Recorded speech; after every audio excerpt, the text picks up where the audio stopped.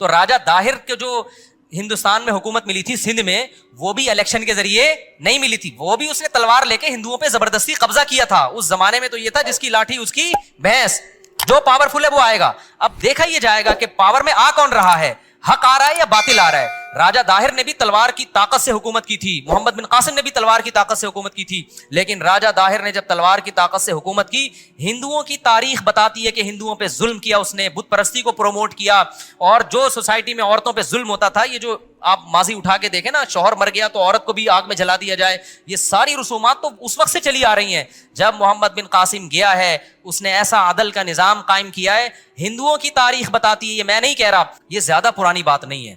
تو ہم نے دنیا پہ یہ جو ہندوستان ہے، جس میں بنگلہ دیش بھی ہے، جس میں آپ کا برما بھی ہے، جس میں پاکستان بھی اور پورا انڈیا بھی، اس پورے خطے پہ 1000 سال کس نے حکومت کی ہے؟ ہم 20% بھی نہیں تھے، لیکن ہماری بدماشی دیکھو یار. اتنے بڑے علاقے پہ اکبر بادشاہ ہی خالی 50 سال نکال کے گیا ہے. صحیح ہے نا، جلال الدین اکبر 50 سال تو خالی اسی کے بنتے ہیں. اور ایسے ایسے ہندو کہتے ہیں بڑے ظالم تھے، نا نا نا نا نا نا نا. آج کا ہندوستان دیکھو، اور مسلمانوں نے جب حکومت کی اس وقت کا ہندوستان دیکھو. انگریز کہے گا اس وقت کا ہندوستان آج سے کروڑا گنا بہتر تھا. عالمگیر بادشاہ رحمۃ اللہ علیہ جیسے بادشاہ ہندوستان کو دیے مسلمانوں نے، جو ٹوپیوں کی سلائی کر کے بیچ کے گزارا کیا کرتے تھے. آج ہندوستان میں ہندوؤں کی تاریخ اٹھا کے دیکھو، تمہیں پتا چلے گا عالمگیر کون تھے. سمجھتا ہے یا نہیں سمجھتا؟ اور انگریزوں نے لکھا ہے کہ اتنا امن تھا، ادھر ہندوؤں کے مندر ہیں، ادھر گردوارے ہیں سکھوں کے، ادھر عیسائیوں کے چرچ ہیں، ادھر مسلمانوں کی مسجد ہے، کوئی لڑائی، کوئی آپس میں پھڈا نہیں ہوا. اتنی مسلمانوں نے مذہبی آزادی دی تھی. اور سینکڑوں وہ لڑکیاں جن کے شوہر کو کی ڈیتھ ہو گئی تو ان کو آگ میں جلانے کے لیے لے جایا جا رہا تھا، جیسے کہ ہندوؤں میں تھا. ان لڑکیوں کو بچانے والے کون تھے؟ مسلمان تھے. آپ ہسٹری پڑھو گے نا تو آپ کو پتا چلے گا مسلمانوں نے ہندوستان پہ ظلم نہیں کیا.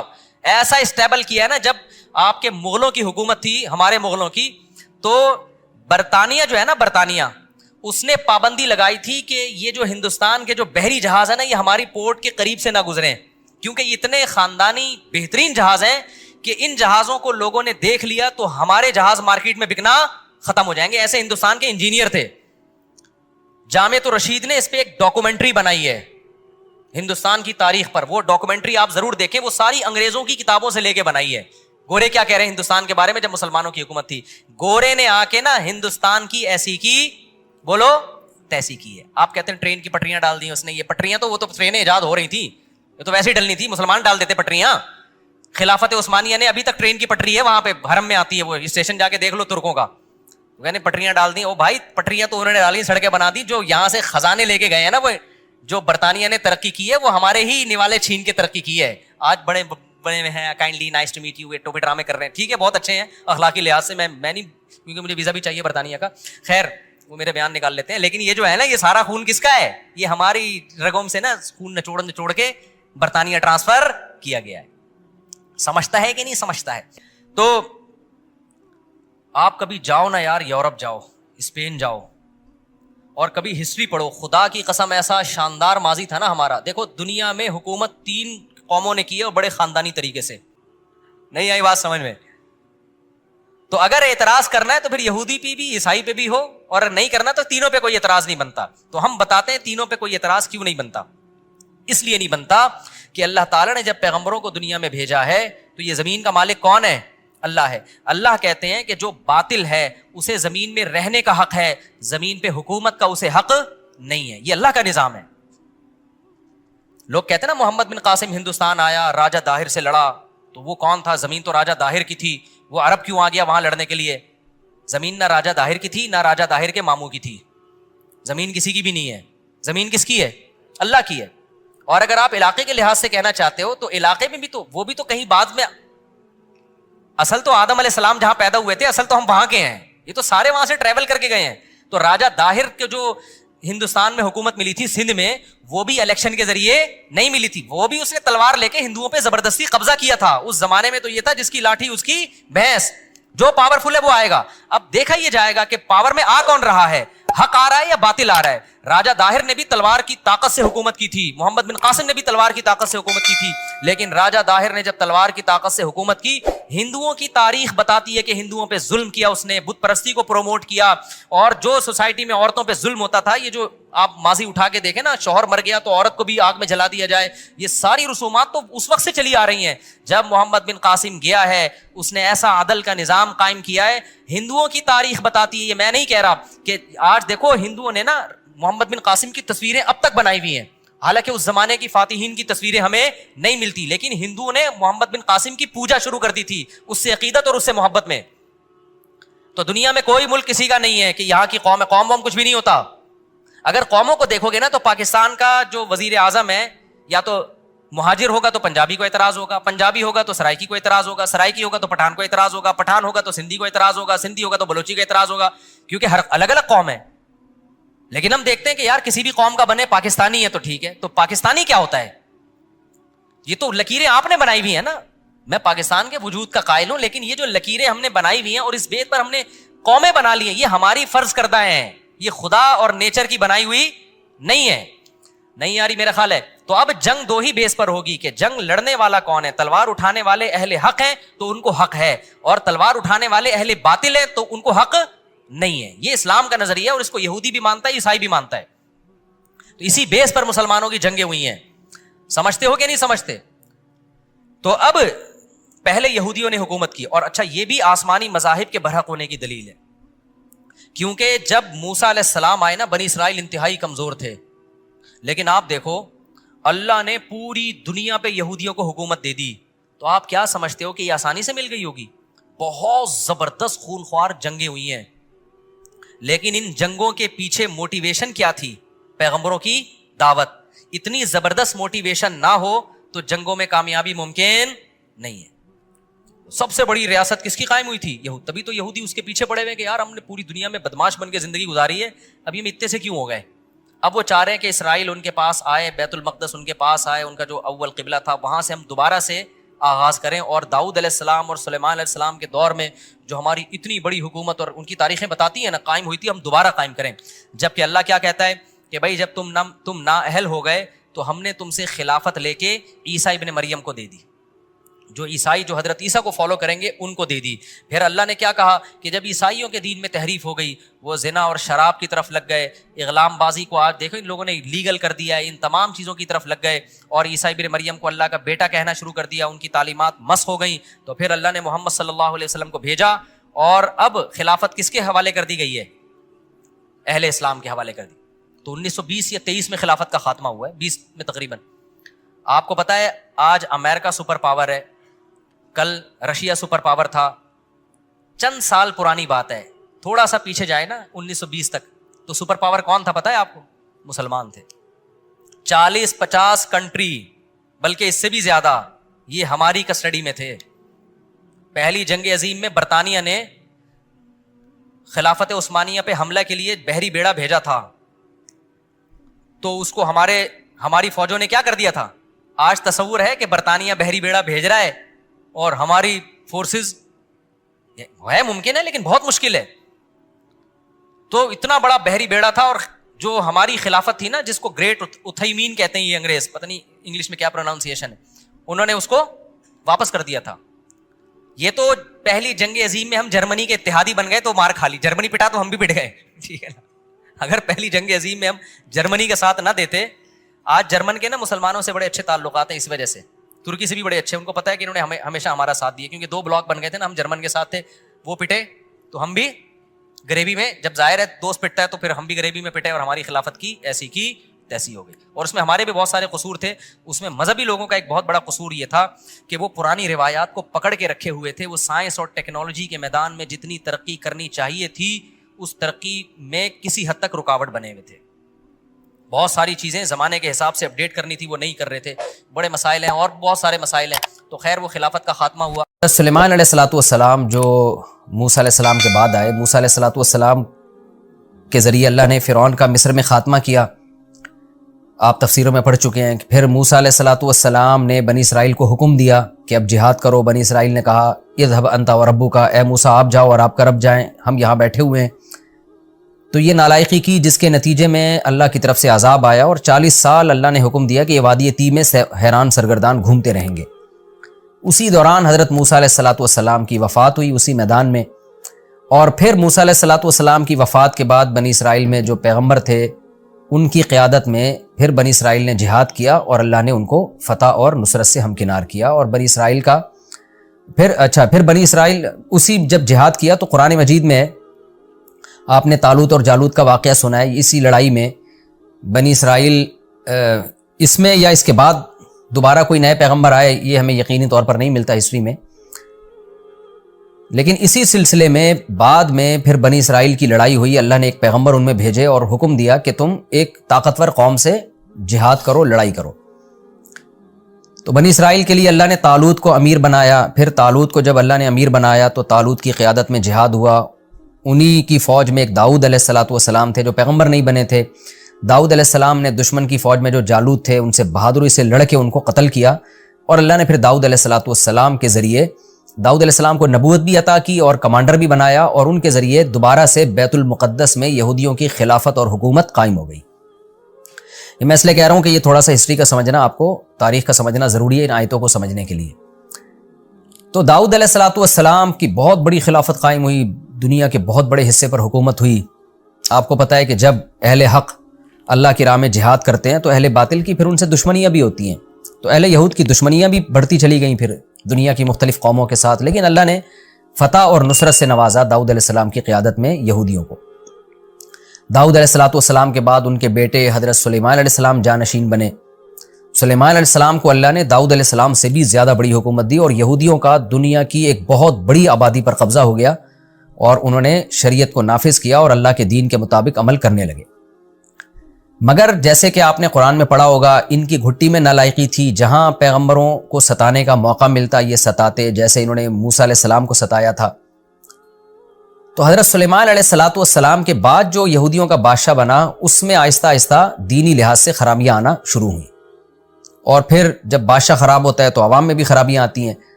تو ہوا یہ کہ مصر کا جو اس وقت بادشاہ تھا نا، یعنی سلیمان علیہ السلام کے دنیا سے جانے کے بعد مصر میں کوئی اور حکومت تھی، آتش پرست ہوں گے، کیونکہ اس وقت اہل کتاب تو صرف یہودی تھے پیغمبروں کو ماننے والے، اور باقی لوگ کوئی آگ کی پوجا کرنے والے، کوئی کچھ اور کرنے والے، کوئی سورج کو پوجنے والے۔ تو مصر کے بادشاہ نے حملہ کیا شام پر، کیونکہ شام میں ان کی اصل خلافت ان کی شام میں تھی جو مرکز تھا، تو شام پہ حملہ کیا اور تھوڑا بہت نقصان کیا اس نے، اور کچھ تھوڑا بہت مال و اسباب لوٹ کے لے گیا۔ لیکن ان کو تنبیہ ہو گئی، یہودیوں کو اپنے اعمال کی اصلاح کا ان کو موقع مل گیا، اور پھر 400 سال تک کہا جاتا ہے کہ بہت بہترین طریقے سے انہوں نے دنیا پہ راج کیا۔ 400 سال گزرنے کے بعد کہتے ہیں کہ پھر ان میں بت پرستی بھی پھیلنا شروع ہوئی، پھر اعمال ان کے خراب ہونا شروع ہوئے۔ مصر میں پھر کوئی بادشاہ تھا، کیونکہ ان کی دشمنیاں تھیں دنیا میں بہت ساری قوموں سے، تو مصر کے بادشاہ نے جب دیکھا کہ یہ کمزور ہو رہے ہیں اور ان میں آپس میں اختلاف بھی پیدا ہو رہے ہیں، تو اس نے دوبارہ، یعنی وہ بادشاہ تو ظاہر ہے مر چکا تھا جو 400 سال پہلے تھا، کوئی نیا بادشاہ تھا، یعنی مصر نے پھر ان کے اوپر چڑھائی کی اور تھوڑا بہت عمارتوں کو نقصان پہنچایا اور کچھ مال و اسباب لوٹ کے لے گیا، لیکن زیادہ تباہی نہیں ہوئی، لیکن ان کو عبرت نہیں ہوئی اس واقعے سے۔ تو کچھ ہی وقت کے بعد جو بابل کا بادشاہ تھا نا، بخت نصر، جس کا بڑی تاریخ کی کتابوں میں تذکرہ ملتا ہے، بابل کے بادشاہ بخت نصر نے ان کے اوپر حملہ کیا۔ جب دیکھا کہ یہ تھوڑا کمزور ہو رہے ہیں اور ان میں جب ظاہر ہے کسی قوم میں ایک اپنے نظریے پر اور اپنے ویژن پہ نہیں رہتے تو پھر ان میں اختلافات بھی ہونا شروع ہوتے ہیں، تو بخت نصر نے ان پر حملہ کیا اور ان کو نقصان پہنچایا، لیکن بہت زیادہ نقصان نہیں پہنچایا، کیونکہ یہود بھی بہرحال طاقتور تھے، پاورفل تھے، اور لیکن اس نے یہ کیا کہ بیت المقدس میں اور جو شام میں نا اپنا کوئی نائب بنا کے وہ چلا گیا۔ جیسے آج کل بڑی طاقتیں ہوتی ہیں نا، کسی ملک پہ قبضہ کر کے، تو ان کو پتا ہوتا ہے ہم اس ملک پہ قبضہ برقرار نہیں رکھ سکتے، لیکن اپنا ہی کوئی کٹ پتلی کوئی حکومت بنا کے چلے جاتے ہیں۔ تو بالکل اسی طرح کا کام بابل کے بادشاہ بخت نصر نے کیا اور اپنی کٹ پتلی حکومت بنا کے چلا گیا، اور کہا جاتا ہے کہ یہودیوں ہی میں سے کسی کو اس نے بادشاہ بنایا۔ اب یہ جو نیا بادشاہ تھا جو بخت نصر کا نامزد تھا، اس نے یہودیوں پہ حکومت کی، تھا یہ ادھر ہی کا، یعنی شام ہی کا تھا یہ۔ تو اس وقت کے پیغمبر تھے جن کا آسمانی کتابوں میں نام آتا ہے حضرت ارمیہ علیہ السلام۔ انہوں نے اس کو نصیحت کی کہ تو بت پرستی کی طرف لوگوں کو مت لے کر جا، شرک مت پھیلا، اور جو برے اعمال جو اس میں بدکاریاں اور برائیاں اور شراب نوشی، یہ جو بادشاہوں میں عیاشی ہوتی ہے، یہ جو چیزیں آ رہی تھیں اس کے اندر، اور اس کی وجہ سے قوم میں بھی خرابیاں آ رہی تھیں، تو وہ یہ بات نہیں مانا اور پیغمبر کی بات پر اس نے عمل نہیں کیا، بلکہ طاقت کے نشے میں اس نے یہ ارادہ کیا کہ بخت نصر نے جو مجھے یہاں کا بادشاہ بنایا ہے تو میں اس کے خلاف بغاوت کر کے پوری ریاست اپنے کنٹرول میں لوں گا۔ اس نے بغاوت کا ارادہ کیا، یہودیوں نے اس کا ساتھ دیا، نتیجے میں بغاوت ناکام ہوئی اور بخت نصر نے ارض شام میں داخل ہو کر بے تحاشا یہودی قتل کیے۔ کہا جاتا ہے کہ 40,000 یہودی اس نے قتل کیے۔ اس زمانے کے لحاظ سے 40,000 بہت بڑی تعداد تھی۔ 40,000 کو اس نے جلا وطن کیا، سینکڑوں ہزاروں کو اس نے زخمی کیا، قید بنایا، اور بہت یعنی بیت المقدس کو بہت زیادہ اس نے تباہ و برباد کیا، مسجد اقصیٰ کی بے اکرامی کی، توہین کی، اور بغاوت کو چلنے کے بعد پورا کنٹرول شام پہ حاصل کرنے کے بعد بہت سارے یہودیوں کو جلا وطن کیا اور بابل شہر لے گیا اپنے ساتھ غلام بنا کے۔ کہتے ہیں کہ یہودیوں کا احساس ہوا کہ انہوں نے چونکہ اللہ کی نافرمانی کی ہے، جس کی وجہ سے اللہ کی طرف سے ان پر یہ عذاب آیا ہے، یہ توبہ طائب میں لگ گئے، اپنے اعمال کی اصلاح میں لگ گئے، اللہ کو ان کی حالت پہ ترس آیا، اور ان کی نجات کی یہ صورت ہوئی اللہ کی طرف سے کہ اس وقت جو ایران یعنی فارس کی حکومت تھی، ایران کا جو بادشاہ تھا، یہودیوں نے یعنی اس نے یہودیوں کا ساتھ دیا، کیونکہ یہودیوں کی ہمدردیاں اس کو حاصل تھیں، اور بخت نصر کے خلاف اس نے لڑائی کی، اور بالآخر اس نے بابل شہر پہ قبضہ کر کے بخت نصر کی حکومت کا خاتمہ کیا اور یہودیوں کو بابل شہر سے آزاد کرایا، اور جو مال و اسباب لوٹا گیا تھا وہ بھی یہودیوں کو دے کر باعزت اس نے دوبارہ ارض شام کی طرف بھیج دیا، اور شام میں پھر دوبارہ یہودیوں کی حکومت قائم ہو گئی۔ یہ جو واقعہ ہے نا جو میں نے آخر میں ابھی بیان کیا، یہ وہ والا واقعہ ہے جس کو آپ تفسیر میں ابھی انشاءاللہ جس کی طرف اشارہ کیا گیا ہے۔ جمہور مفسرین کے نزدیک، قرآن میں واضح تو نہیں ہے لیکن جمہور کے نزدیک اس سے یہی مراد ہے، کیونکہ جو قرآن جو تباہی اور بربادی بیان کرتا ہے نا کہ اس طرح سے ہوئی تھی، تاریخی واقعات سے اس کا ثبوت ملتا ہے کہ وہ یہی والا واقعہ تھا، کیونکہ اس سے پہلے یہودیوں پر اتنا بڑا عذاب کسی دوسری قوم کی طرف سے نہیں آیا تھا اور اتنی قتل و غارت نہیں ہوئی تھی۔ تو ان کو دوبارہ اصلاح اعمال کی توفیق ملی۔ اس کے بعد پھر یہودی جب شام میں آباد ہوئے، ان کو اصلاح اعمال کی توفیق ملی، انہوں نے توبہ استغفار کی، اللہ سے اپنے گناہوں کی معافی مانگی، اللہ نے پھر ان کو دوبارہ ایک مضبوط ریاست دی، مگر تھوڑے دنوں کے بعد پھر یہ آہستہ آہستہ شرارتوں کی طرف مائل ہونا شروع ہو گئے۔ یعنی یہ واقعہ ہے حضرت سلیمان علیہ السلام کے تقریباً 425 سال بعد کا۔ بخت نصر نے جو حملہ کیا نا، بہت زیادہ تباہی مچائی اس نے، جو بغاوت کو کچلا اس نے، تو یہ وہ واقعہ ہے جس کا قرآن تذکرہ کر رہا ہے کہ ہم نے 2 باتیں یہودیوں کے بارے میں لکھ دی تھیں کہ 2 دفعہ زمین میں فساد مچائیں گے، اور 2 دفعہ اللہ دوسری قوم کو ان پر مسلط کر کے ان کو عذاب دے گا۔ تو ان 2 دفعہ میں سے یہ پہلا واقعہ ہے کہ یہودیوں نے فساد مچانا شروع کیا، تو بخت نصر نے بغاوت کو کچلنے کے لیے یہودیوں پہ حملہ کر کے بہت زیادہ یہودی قتل کیے۔ تو یہ پہلا واقعہ ہے۔ دوسرا واقعہ بھی قرآن میں ہے کہ دوبارہ تم نے پھر اچھے اعمال شروع کر دیے، پھر دوبارہ تم نے زمین میں فساد مچایا۔ اب وہ فساد کیا تھا؟ وہ بھی 425 سال کے کچھ عرصے کے بعد، اور کہا جاتا ہے کہ حضرت عیسیٰ علیہ السلام کے نزول سے تقریباً 150 سال پہلے۔ ظاہر ہے اس زمانے میں جو تاریخ بیان کی جاتی تھی بالکل پورے طور پر کیلکولیشن نہیں ہوتی تھی اس کی، تو تقریباً 150، بعض نے 170 سال پہلے لکھا، تو تقریباً عیسیٰ علیہ السلام کے آنے میں بھی 150 سال کا وقت تھا۔ تو 150 سال پہلے ہوا یہ ہے کہ جب دوبارہ یہ شرارتیں ان میں پیدا ہونا شروع ہوئیں، تو ایک بادشاہ تھا جس نے انطاکیہ آباد کیا۔ آج بھی انطاکیہ ترکی میں ایک شہر ہے۔ تو انطاکیہ کے بادشاہ نے ان پر حملہ کیا، اور اس نے پھر جو ہے یہاں گھس کے بہت زیادہ یہودی مارے، قتل کیے، اور پھر بالآخر رومیوں نے پھر یہودیوں پہ حملہ کر کے رومیوں کی حکومت قائم ہو گئی، جو آج غالباً اٹلی جس کو کہا جاتا ہے نا، آج کا اٹلی جو پرانا روم تھا۔ یہاں اس وقت یہودی نہیں تھے، یعنی اہل کتاب نہیں تھے، کیونکہ عیسائی مذہب تو آیا نہیں تھا اور لڑائی یہودیوں سے ہو رہی تھی، تو غالب یہی ہے کہ وہ بھی کوئی آگ پرست ہوں گے یا سورج کی عبادت کرنے والے۔ یعنی روم میں، اٹلی میں کوئی دوسری قوم آباد تھی جو آتش پرست تھے۔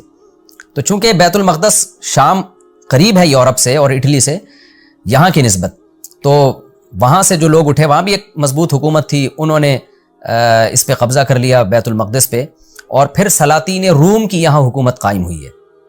یعنی رومیوں کے بادشاہ آتے رہے، اور حضرت عیسیٰ علیہ السلام کے نزول تک بھی یہاں رومیوں کی حکومت تھی۔ رومی سے عیسائی رومی مراد نہیں ہے، بلکہ وہ رومی جو آتش پرست یا کوئی بھی مذہب تھا جس کی مجھے تحقیق نہیں ہے، کسی بھی مذہب کو، یعنی یہ نہ وہ یہودی تھے نہ وہ عیسائی تھے۔ اس کے بعد جب یہ واقعہ ہوا، سلاطین کی یہاں حکومت قائم ہوئی، تو تقریباً 150 سال کے بعد پھر حضرت عیسیٰ علیہ السلام عرض شام میں پیدا ہوئے، اللہ نے ان کے معجزے ظاہر کیے، پھر یہودیوں کو حکم دیا گیا کہ حضرت عیسیٰ علیہ السلام پر ایمان لے کر آؤ. بہت سے یہودی حضرت عیسیٰ پر ایمان لے کر آئے, بہت سے حضرت عیسیٰ کی مخالفت میں لگے رہے اور ایک سچے پیغمبر پر انہوں نے زنا کی تہمت لگائی, حضرت مریم کو معاذ اللہ زانیہ کہا, اور پھر حضرت عیسیٰ علیہ السلام کو قتل کرنے کی کوشش کی, جو کہ ان کی عادت تھی کہ ہمیشہ پیغمبروں کا قتل کیا کرتے تھے. بہرحال یہودیوں کی جو میجورٹی تھی وہ حضرت عیسیٰ علیہ السلام پر ایمان نہیں لے کر آئی, لیکن وہ جو سلاطین روم تھے وہ حضرت عیسیٰ علیہ السلام پر ایمان لے آئے. اور کہا جاتا ہے کہ روم کا جو بادشاہ تھا نا, جو جس کی بیت المقدس پہ حکومت تھی, حضرت عیسیٰ علیہ السلام کے یعنی آسمان دنیا پہ جانے کے تقریباً 40 سال کے بعد وہ مسلمان ہوا ہے, اور اس کے بعد سے پھر بیت المقدس میں دوبارہ عیسائیوں کی ایک مضبوط ریاست قائم ہو گئی, اور پھر وہ عیسائی دنیا میں پھیلتے چلے گئے, اور پھر یہودیوں سے ان کی بہت زیادہ لڑائیاں بھی ہوئیں, اور اللہ تعالیٰ نے عیسائی مذہب کو دنیا پہ غالب کر دیا. لیکن بیت المقدس کی تعمیر نہیں ہوئی. بیت المقدس جس طرح ویران تھا, جو انطاکیہ کے بادشاہ کے حملہ کرنے کی وجہ سے ویران ہوا تھا, اس کی بھرپور طریقے سے تعمیر نہیں ہوئی. پھر یہ تعمیر ہوئی ہے حضرت عمر رضی اللہ تعالیٰ عنہ کے دور میں. حضرت عمر رضی اللہ تعالیٰ عنہ کے دور میں پھر خالد بن ولید رضی اللہ تعالیٰ عنہ نے بیت المقدس عیسائیوں سے چھینا, کیونکہ اب محمد صلی اللہ علیہ وسلم دنیا میں آ گئے تھے, سچے نبی تھے, تو اللہ کا حکم تھا کہ محمد صلی اللہ علیہ وسلم کو فالو کرو. پھر اللہ تعالیٰ نے نبی صلی اللہ علیہ وسلم کے معجزے دکھائے, جو ایمان لانے والے تھے وہ لے آئے. پھر رسول اللہ صلی اللہ علیہ وسلم کی قیادت میں جہاد ہوا. پھر آپ کے بعد خلفۂ راشدین کے دور میں اور حضرت عمر کے دور میں بہت تھوڑے ہی عرصے میں بیت المقدس مسلمانوں کے حصے میں آ گیا, اور پھر بیت المقدس کی تعمیر دوبارہ سے کی گئی حضرت عمر رضی اللہ تعالیٰ عنہ کے دور میں. تو قرآن میں جو بیان کیا گیا ان واقعات میں سے کہ ہم نے بنی اسرائیل پر یہ کتاب میں یعنی تورات میں یا آسمانی صحیفوں میں لکھ دیا تھا کہ تم زمین میں 2 دفعہ بڑا فساد مچاؤ گے, اور 2 دفعہ اللہ تمہارے دشمن کو تم پر مسلط کرے گا.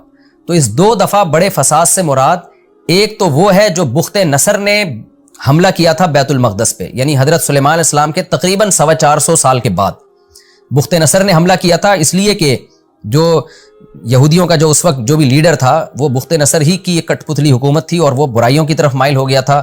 بنی اسرائیل بھی بگڑنے لگے تھے, اور پھر اس کو بغاوت کی سوجی, بغاوت ناکام ہوئی, اور اللہ تعالیٰ نے بخت نصر کو مسلط کیا, اور اس نے بے تحاشا یہودی مارے اور جلا وطن کیا. ایک تو اس واقعے کا تذکرہ ہے. اس کے بعد پھر جب دوبارہ شاہ ایران نے بابل کی حکومت کے خلاف لڑائی کر کے یہودیوں کو بچایا, یہودی دوبارہ سے آ کے پھر آباد ہوئے. اس کے بعد پھر حضرت عیسیٰ علیہ السلام کے تقریباً 150 سال پہلے, عیسیٰ علیہ السلام کے پیدا ہونے سے پھر انطاکیہ کے بادشاہ نے دوبارہ یہودیوں پہ حملہ کیا, اور اس نے بھی بے تحاشا یہودی قتل کیے, اور مسجد اقصیٰ کو توڑ پھوڑ کے اس نے ویران کر دیا. اس کے بعد پھر رومیوں کی یہاں حکومت قائم ہوئی, اور پھر رومیوں ہی کی یہاں حکومت رہی, اور رومی ہی عیسائی مذہب انہوں نے قبول کر لیا. اور پھر اللہ نے پھر عیسائیوں اور یہودیوں میں جو لڑائیاں ہوئیں, جو تاریخی واقعات بھرے پڑے ہیں. اچھا, ایک کمال کی بات یہ ہے کہ یہودیوں کی جو عیسائیوں سے لڑائی ہوئی ہے نا, وہ مسلمانوں کی نسبت بہت زیادہ ہے. مسلمانوں سے تو ان کی 2 بڑی لڑائیاں ہوئی ہیں. ایک بڑی لڑائی جو بنو قریظہ کے 70,000 یہودی قتل کیے تھے رسول اللہ صلی اللہ علیہ وسلم نے. دوسری جو یعنی اس کے بعد کوئی بڑی لڑائی مسلمانوں کی یہودیوں کے ساتھ نہیں ہوئی ہے. اب جا کے جو فلسطین اور اسرائیل کا مسئلہ کھڑا ہوا ہے, اب یہ حالات جا رہے ہیں, کہا جاتا ہے کہ ایک بہت بڑی جنگ کی طرف جو یہود اور اسلام کے درمیان ہوگی, جن کے بارے میں صحیح احادیث میں ہمیں پیشگوئیاں ملتی ہیں. اب وہ کب ہوگی اس کی اسپیسیفک ڈیٹ اللہ ہی بہتر جانتا ہے, لیکن بہرحال قرآن و سنت سے یہ بات ثابت ہے, احادیث سے یہ بات ثابت ہے. نبی صلی اللہ علیہ وسلم نے فرمایا تو قاتلون الیہود, کہ تم یہود سے قتال کرو گے. تو اب تک قتال ہوا نہیں ہے. ایک دفعہ اس وقت نبی صلی اللہ علیہ وسلم کے دور میں قتال ہوا تھا, اس کے بعد پھر ان پر مختلف لوگ مسلط رہے, عیسائیوں نے ان کے ساتھ لڑائیاں کی. ہٹلر جو تھا تو عیسائی مگر ایک سیکولر ذہن کا مالک تھا, اس کی لڑائی ہوئی یہودیوں سے, اس نے قتل و غارت کی. اس کا تذکرہ انشاءاللہ میں ان آیات کی تفسیر میں کروں گا. ان تمام واقعات کی طرف جو فیوچر میں ہوئے, مسلمانوں کے ذریعے جو یہودی قتل ہوئے, عیسائیوں کے ذریعے جو ہوئے, ہٹلر کے ذریعے جو ہوئے, اور آگے قرب قیامت میں جو لڑائیاں ہوں گی, ان کا آگے قرآن میں سورہ بنی اسرائیل میں واضح اشارہ موجود ہے. جب وہ اشارہ آئے گا تو پھر میں انشاءاللہ ان واقعات کو مختصراً اس وقت ہائی لائٹ کروں گا.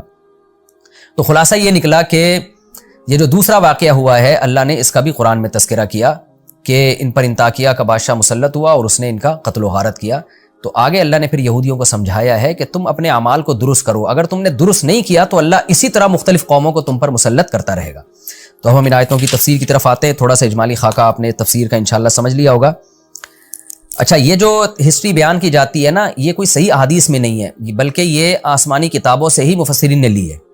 اور یہ مورخین ان واقعات کو نقل کرتے چلے آئے ہیں. تو نبی صلی اللہ علیہ وسلم نے فرمایا کہ حدثوا عن بنی اسرائیل ولا حرج. اس میں کوئی حرج نہیں ہے کہ آپ اگر اسلام میں اس کے کوئی اسپیسیفک ہمیں کوئی مستند ہسٹری نہیں ملتی, کوئی واقعات کی بہت تفصیلی ڈیٹیل ہمیں نہیں ملتی, تو ہمیں عیسائیوں سے یا یہودیوں سے ہسٹری لینے میں ہماری شریعت نے روکا نہیں ہے. اور خاص طور پہ جو خبر متواتر ہوتی ہے نا, جس کو سارے مورخین نقل کرتے چلے آئے ہوں, تو اس کا انکار کرنا ایک ضد اور ہٹ دھرمی کی بات ہے.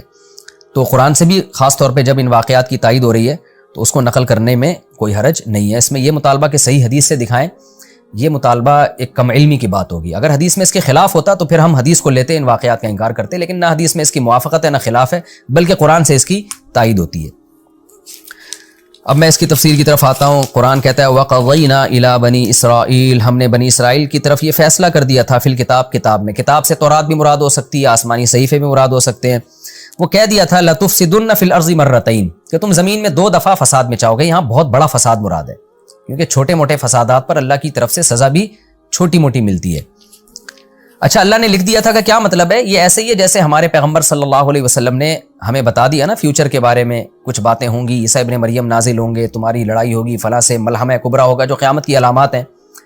تو اللہ نے تورات میں بھی بنی اسرائیل کو بتا دیا تھا کہ تم بدعمالیاں کرو گے جس کی تمہیں یہ سزا ملے گی, پھر تم دوبارہ بدعمالی کرو گے, پھر اس کی دوبارہ تمہیں یہ سزا ملے گی. تو وہ کیا لکھ دیا تھا اللہ تعالیٰ نے؟ لَتُفْسِدُنَّ فِي الْأَرْضِ مَرَّتَيْنِ, کہ تم زمین میں 2 دفعہ سرکشی کرو گے. یعنی یہ اسلام سے پہلے, اس سرکشی سے وہ سرکشی مراد ہے جو اسلام کے دنیا میں آنے سے پہلے ہوگی. 4-5 دن پہلے میں ایک ویڈیو دیکھ رہا تھا, تو وہ ویڈیو میں یہ بحث اٹھائی گئی تھی کہ وہ ایک کا انتقال ہو گیا نا, وہ اسٹیفن ہاک تھا, انگریز جو اسٹیفن ہاکنگ, اس کی ویڈیو تھی. تو وہ بتا رہا تھا کہ اس کائنات کے بارے میں, تو اس پہ جو تبصرہ کرنے والا کر رہا تھا تبصرہ, اس کا یہ کہنا ہے کہ یہ کہیں اور بھی مخلوق ہمیں تلاش کرنی چاہیے وغیرہ وغیرہ, یا نہیں کرنی چاہیے. تو اس پہ ایک سوال کھڑا کیا تھا کہ اگر انسان کے علاوہ کہیں اور کوئی مخلوق نہیں ہے, اور انسان کوئی زمین پہ پلینٹ ارتھ پہ کوئی حادثہ ہوتا ہے اور انسان مر گیا, تو اتنی بڑی اور اتنی خوبصورت کائنات یہ پھر کس کے لیے ہے؟ سوال سمجھ میں آ رہا ہے؟ یعنی اتنی عجیب و غریب کائنات کو سمجھنے والا, اس میں غور کرنے والا, ہم جب دیکھتے ہیں کائنات کی وسعتوں کو کہ سورج میں کتنے ہائیڈروجن بم کے دھماکے ہو رہے ہیں اور کتنے عجیب و غریب اللہ نے اس کو بنایا, تو گدھا سمجھے گا ان چیزوں کو؟ بولو, شیر سمجھے گا؟ مصنوعات دیکھ کے کوئی تعریف کرنے والا اگر نہ ہو تو بنانے والے کو کس کے لیے بنائے گا پھر وہ؟ یار کسی کمپنی نے بہت خوبصورت پروڈکٹ بنائی, بہت زبردست بنائی, اور وہ لانچ کر ہی نہیں رہی ہے, اس کو مارکیٹ میں لا ہی نہیں رہی ہے. اس کو تہخانے گاڑی بنائی جاپان نے کوئی بہت ہی زبردست, اور گاڑی کو تہخانے میں بند کر کے لاک کر دیا اور کہا قیامت تک اس کو کوئی نہیں دیکھے گا. اور گاڑی ایسی شاندار بنائی کہ وہ یوں سمجھے کہ وہ گاڑی بھی ہے, جہاز بھی ہے, اور بہت ہی کوئی نئی چیز بنائی انہوں نے بڑی محنت سے, اربوں خربوں روپے لگا کے, اور بنانے کے بعد اس کو زیر زمین بند کر دیا. اب لوگ کہہ رہے ہیں بھائی دکھاؤ تو صحیح پبلک کو, لوگ کہیں یار جاپان ہے, تو وہ کہیں نہیں یار ہم نے کسی کو نہیں دکھانی ہے, نظر لگ جائے گی اس کو, ہم اس کو اب قیامت تک بند کر کے رکھیں گے. تو یہ بیکار کوشش ہوئی کہ نہیں ہوئی؟ بولو یار, تم ایک چیز بنائی ہے, تم نے 4 شادیوں پہ کتاب لکھی ہے, تو استغفر اللہ, وہ مجھے لوگ کہہ رہے ہوتے ہیں ابھی تک مارکیٹ میں کتاب نظر نہیں آ رہی, وہ میرا قصور نہیں ہے, وہ ان لوگوں کا قصور ہے کتاب والوں کا. خیر اب تو مارکیٹ میں آ گئی ہے, لیکن بہت سے لوگ سوال کر رہے ہوتے ہیں. خیر تو وہ کہتے ہیں کہ بھائی یہ جو کائنات, اگر اس کو تو سمجھ کون رہا ہے؟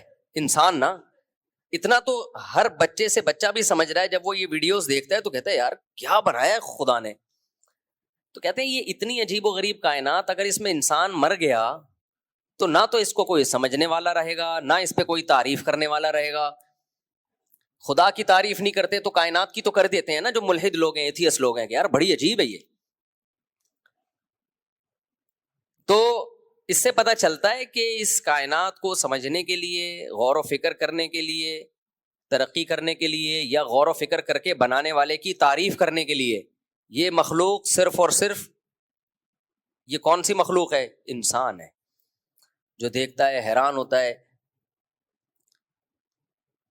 اس میں یہ احساسات ہیں. باقی تو جتنے جانور ہیں ان کو اس سے کیا غرض کہ سورج کب نکلتا ہے، کب غروب ہوتا ہے، کیا ہوتا ہے، ان میں تو ایک سے سافٹ ویئر ڈلے ہوئے ہیں، بس اس حساب سے وہ چلتے رہتے ہیں. یہ جو انسان ہے نا، یہ دیکھتا بھی ہے، حیران بھی ہوتا ہے، اور یہ جو ہے وہ تحقیق بھی کرتا ہے، اس میں سمجھتا ہے، یعنی بنانے والے کی کے کمال کو سمجھ سکتا ہے، یہ کہ بنانے والے نے کیا کمال کیا ہے.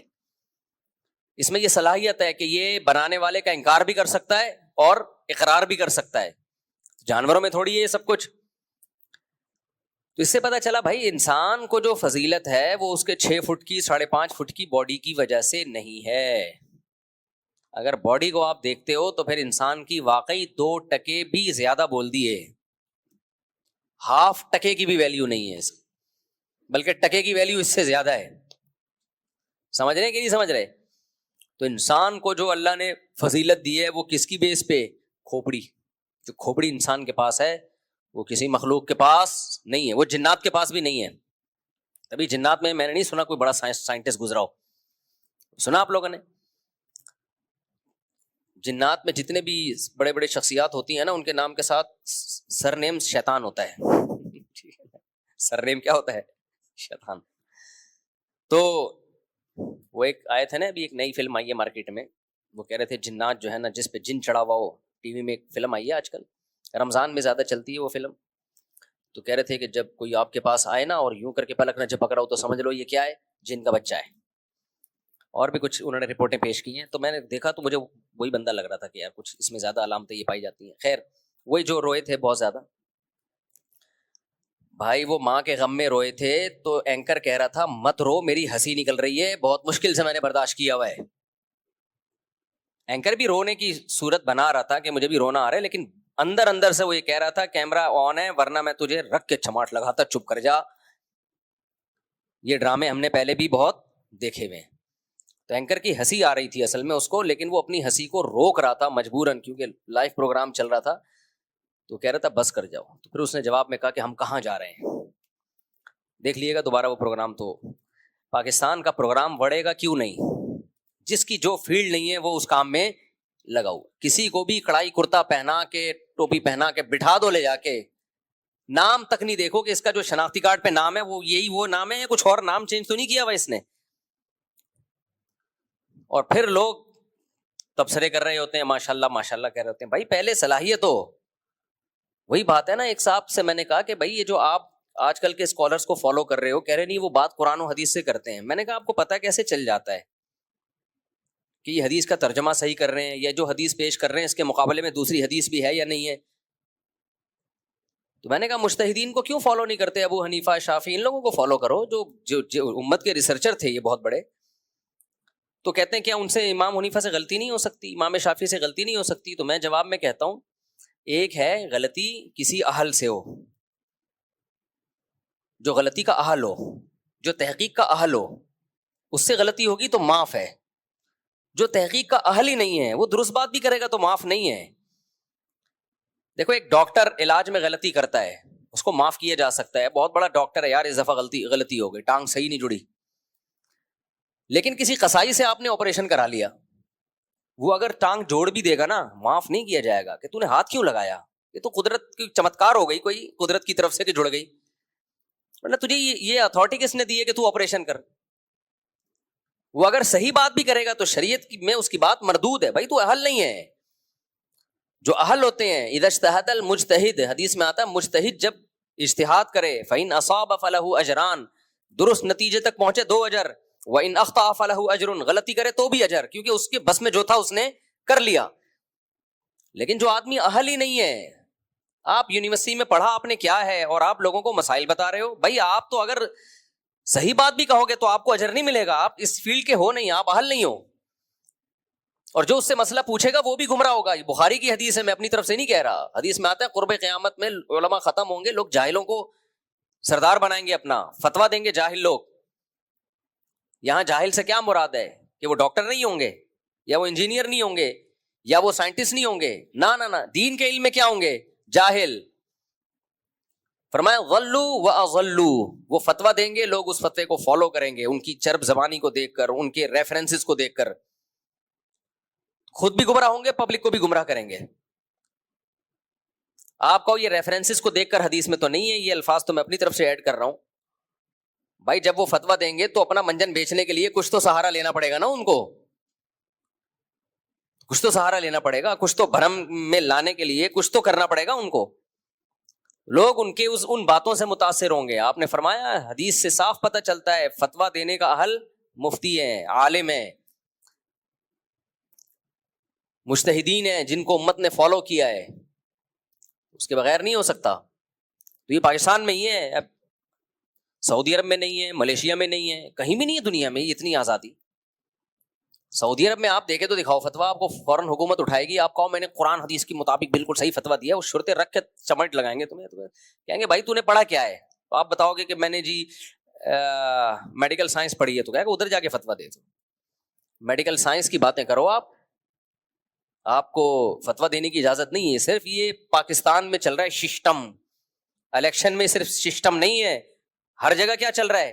سسٹم. خالی الیکشن میں ہوتا تو چلو کوئی بات تھی یار، برداشت کر لیتے. برداشت تو اب بھی کر ہی رہے ہیں، کرنا ہی پڑے گا، اور ہمارے پاس کوئی برداشت کے علاوہ کوئی آپشن ہے نہیں. اور کراچی میں تو ہم بچپن سے دیکھتے آ رہے ہیں، گاڑیوں کے پیچھے لکھا ہوتا ہے تپڑ ہے تو پاس کر ورنہ برداشت کر. تو اس سے اتنا اللہ کا شکر ہے یہ دماغ میں یہ چیز بیٹھ گئی ہے کہ یار یا تو پاس کرو یا کیا کرو، برداشت کرو. تو یہ کراچی کا احسان ہے ہمارے اوپر، ہمیں یہ بات بچپن سے سکھائی. رکشوں ٹیکسیوں کے پیچھے لکھ کے، رکشے نے لکھا ہوتا ہے تپڑ ہے تو پاس، اور ٹرک کو بتا رہا ہوتا ہے. کانفیڈنس دیکھو یار آپ. اور ٹرک والا اس کو اوورٹیک نہیں کر سکتا، رکشے کو ایسے ایسے گھما رہا ہوگا، وہ رکشہ بھی ایسے ایسے. تو تپڑ ہے تو پاس کر ورنہ برداشت کر. یہ بڑی سیکھنے کی بات ہے. اب سسٹم ہے یہ سسٹم ہے، ہم چینج نہیں کر سکتے، تو نہیں پاس کر سکتے تو کیا کریں گے بھائی، برداشت کرو. تو جو جس کی فیلڈ نہیں ہے وہ اس میں کوئی مفتی بنا ہوا ہے، کوئی حکیم بنا ہوا ہے. حکیموں میں منجن دیکھ لو یار، برباد کیا ہوا ہے یوٹیوب کی دنیا میں. ہر آدمی بیٹھ کے حکیم بنا ہوا ہے، نسخے بتا رہا ہے، ٹوٹکے بتا رہا ہے. ایک دفعہ میرے پاس فون آیا کہ میں حکیم ہوں نہیں، لیکن میں نے حکیموں والا چینل بنایا ہوا ہے. میں نے کہا کہاں سے جائز ہے آپ کے لیے یار یہ کام؟ کہتے ہیں میں صرف حکیموں کی جو مشہور دوائیں ہیں وہ بتاتا ہوں. میں نے کہا پھر آپ صرف اتنا کیا کریں، یہ بتا دیا کریں کہ یہ ایک میڈیسن ہے، اس کام کے لیے حکیم لوگ کہتے ہیں کہ استعمال ہوتی ہے نہیں ہوتی کون جانتا ہے، اپنی ذمہ داری پہ یوز. اتنا ٹھیک ہے، اس سے آگے نہیں بڑھو کہ میری تحقیق. یہ نہیں بتاؤ کہ نزلے کے لیے میری تحقیق ہے کہ یہ ہے نزلے کے لیے. ایسے جب نیم حکیموں سے واسطہ پڑتا ہے بیڑا غرق ہوتا ہے صحتوں کا.